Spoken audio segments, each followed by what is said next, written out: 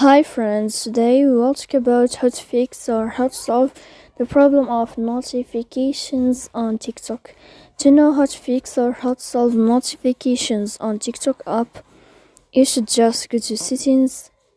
Here in this page, you will enter to apps, default apps, app settings.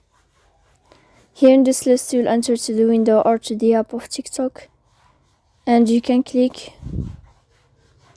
After that, you'll enter to first stop and you can click OK.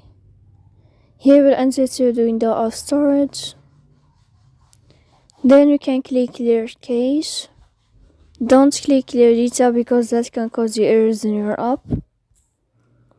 In the end, you can turn off your phone and you can wait a moment to turn on your phone again. So please don't forget to support us by like and subscribe. See you next time in another video, and thank you for your attention.